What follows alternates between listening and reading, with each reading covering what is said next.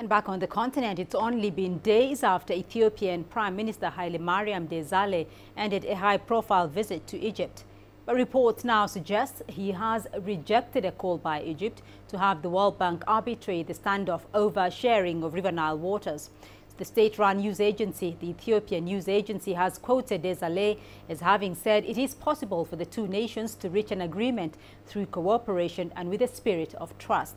The two countries are at odds over the construction of the Grand Ethiopian Renaissance Dam, which Egypt says will restrict the flow of the river into her territory. Let's get more on this now from CGTN correspondent Adel Mahroui, who joins me live from Cairo. Adel, following these reports of Ethiopia rejecting Cairo's demands to include the World Bank in talks over the Renaissance Dam, the Egyptian Foreign Ministry had contacted the Ethiopian Foreign Minister. What more can you tell us about this? What exactly happened? As soon as the news came out on wires and news sources about Ethiopia's decision rejecting Egypt's proposal to include the World Bank in the talks, the Egyptian foreign minister has immediately contacted his Ethiopian counterpart to seek a clarification. Egypt was astonished by the timing of the announcement and the announcement itself, because based on prior talks when Desalegn was here in Egypt in talks with President el-Sisi, they have agreed that there will be a side meeting between the presidents of the three countries, Sudan, Ethiopia and Egypt, on the side of the African Union Summit to continue their talks. So it was a surprise announcement. During that, according to the spokesperson of the Egyptian Foreign Ministry, Ahmed Abu Zaid, he said that during the talk between both foreign ministers, the Ethiopian foreign minister stressed that the announcement was taken out of context from the Prime Minister Haillemariam. But no further announcements or no further details have been given, but Egypt remains to be a little bit suspicious about these announcements. There will be further talks in the coming days as the leaders will be heading and the discussions will be continuing throughout the week on the sideline of the African meetings. But all in all, Egypt is concerned. For Egypt, there is a sort of an alarming situation, a national security issue in terms of water security. And the Nile River is almost the main source of water that the country depends on to irrigate. And already with all the water that Egypt gets from the River Nile, it is way under the international poverty line in water security terms.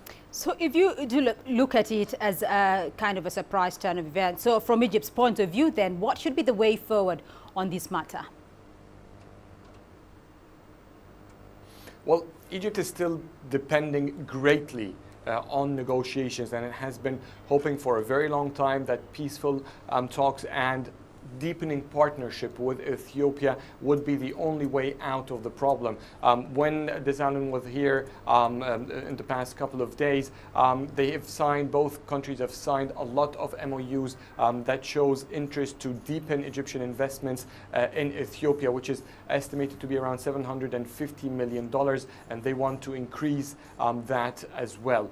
So this is what Egypt has been approaching, but the concern now is that while the talks are being delayed, and while the reports from the International Engineering Corps that are responsible to issue their assessment to the dam are being delayed and postponed one meeting after the other by Ethiopia primarily, Egypt is concerned that the construction of the dam, the pace of the construction is not changing. Ethiopia is moving forward, and the fear is that it might reach the point of no return. And for Egypt, any technical assessments to the Grand Ethiopian Renaissance Dam are not subject to negotiations. These are engineering technical problems that Egypt believes will affect its water share, despite many assurances from Ethiopia that it will not. But the technical committee has raised some concerns, and this is what Egypt wants to raise to Ethiopia and wants Ethiopia to take seriously. But so far, there hasn't been seen to be any any significant progress in that file, which will make Egypt try to seek other alternatives in terms to defend its water security and maintain a regular flow. Already President El-Sisi has been moving forward to create one of the world's biggest desalination projects to depend on the Red Sea and the Mediterranean seas to have clean drinking water. But for that project to be in effect and to start production, it will take some time, and it's that time what makes the country concerned. All right, Adil Mahrouri joining us there with that update from Cairo.